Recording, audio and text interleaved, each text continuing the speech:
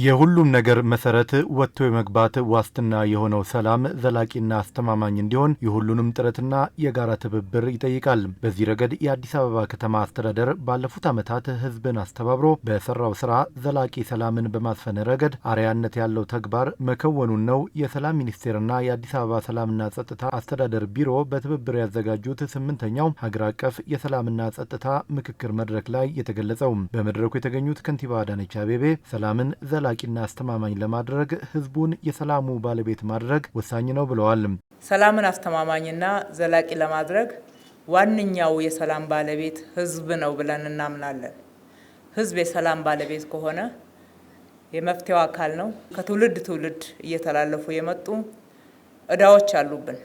እስከዛሬ ድረስ ተከትለውን ብዙ ዋጋ እያስከፈሉን ያሉ ተከፍለው ያላለቁ ወይም ደግሞ ዘላቂ መፍትሄ ያልተቀመጠላቸው በርካታ የግጭት ምክንያቶች እና ሁኔታዎችን እንመለከታለን።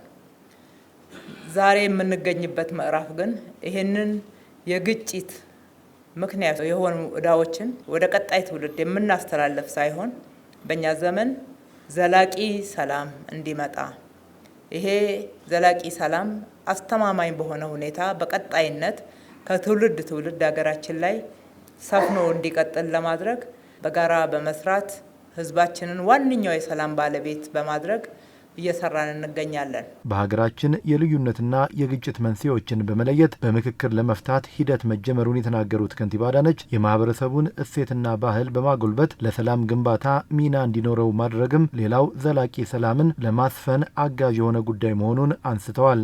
የልዩነት ምክንያቶች ምንድናቸው በሚል ሲለይ ቆይተዋል። በምክክር ኮሚሽን በኩል እየተሰራ ያለው አንዱ መነሻ ተደርጎ ይወሰዳል።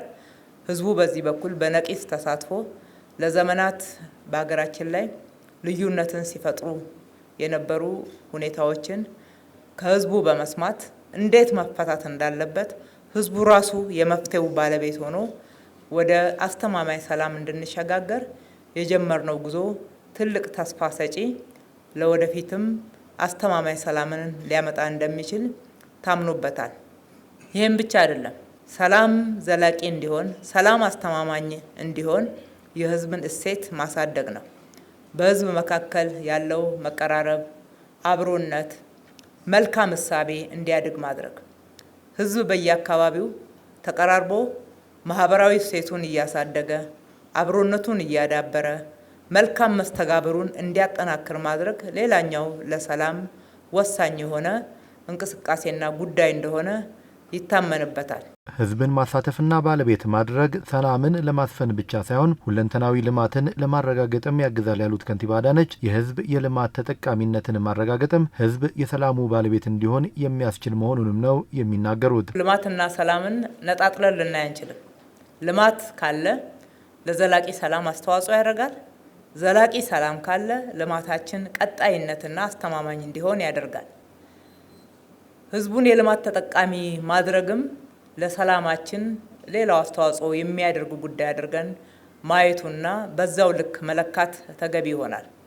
በየቦታው በአገልግሎት አሰጣጥ ይሁን በመሰረተ ልማት ይሁን በሌሎች ህዝብ በሚያነሳቸው መሰረታዊ ጥያቄዎች ላይ በየጊዜው የምንሰጠው መፍትሄ የህዝብ ተጠቃሚነትን የሚያረጋግጥ ህዝብን በፍትሃዊነት በማገልገል በኩል እየተረጋገጠና ዘላቂ የሆነ የሚሄድ ከሆነ ህዝቡ ራሱ የሰላም ባለቤት ሆኖ የሰላም ምንጭ ሆኖ እንደሚደግፈን ምንም ጥያቄ የለው። 7ኛው ሀገራዊ ምርጫ ሰላማዊና ዲሞክራሲያዊ ሆኖ እንዲጠናቀቅ ሁሉም አካላት የድርሻቸውን ሊወጡ ይገባልም ነው ያሉት ከንቲባ አዳነች። መንግስታችን ህጋዊና ህዝባዊ መንግስትን ማጽናት ይገባል ብሎ ያምናል።